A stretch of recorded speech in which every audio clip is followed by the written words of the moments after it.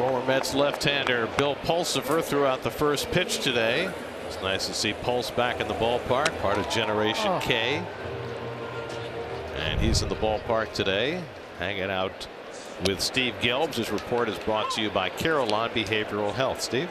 You know, Gary, yes, of course, Bill Pulsipher, everybody remembers him for Generation K, but he's also here today because it's Mental Health Awareness Day. And there's probably no better baseball player, ex-baseball player to talk to than you about mental health, something that, you know, I think as a society we've come a long way in discussing it, but certainly baseball still a little ways behind, but coming away as well as Blackman pops out into foul ground. You were probably the first ball player to open up and talk publicly about your battle with clinical anxiety and depression back in 2005. Why was it so important back then for you to come out publicly and discuss it? Well, I mean, obviously, first of all, it was kind of try to explain what was going on with me, myself, and why things maybe weren't going exactly how we had all hoped or planned, but also to just kind of try to let people know that we're not Supermen out there, as much as it may seem to some people that we're impenetrable and just these brick walls, that we're human beings as well, and we go through a lot of stress and you know, trying to persevere and get out there, and it's very difficult to get outs, and it's very difficult to get hits and make plays, and just wanted to kind of let people know that, you know, I'm a human being and we're all human beings. Now, Bill, in that article you talked about the fact that you didn't always deal with anxiety and depression, that it kind of cropped up out of nowhere on a rehab assignment back in 1997. What did it feel like in those moments when you were out on the mound trying to get professional hitters out and clearly going through something that at the time nobody understood?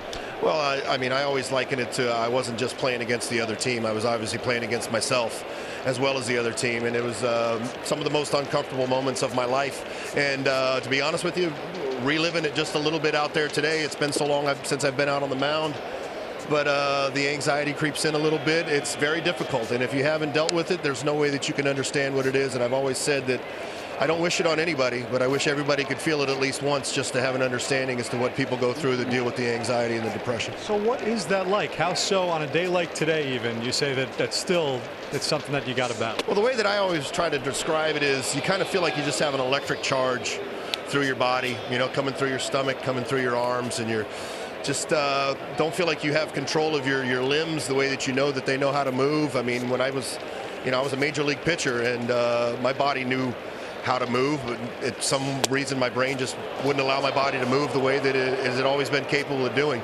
And like I said, just electric charge through your body.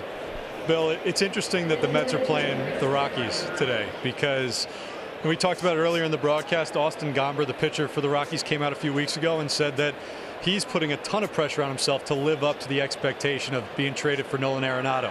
Daniel Bard, one of their relievers, he went on the IL earlier this season with anxiety. So clearly the game has progressed much further than when you were playing. In what ways do you feel like the game of baseball is in a much better spot than it was? Well, I think obviously being able to put guys on the IL when they're going through something other than a physical injury, where they're feeling like they can't be out there and be themselves mentally, to be able to let their talents and let their abilities come out.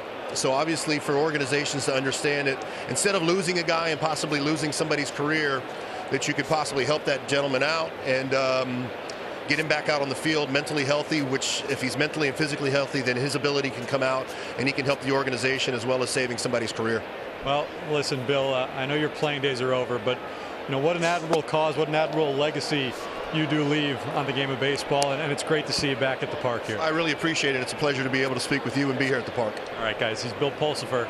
Really important subject. Back to you. Great to see Pulse back at the ballpark.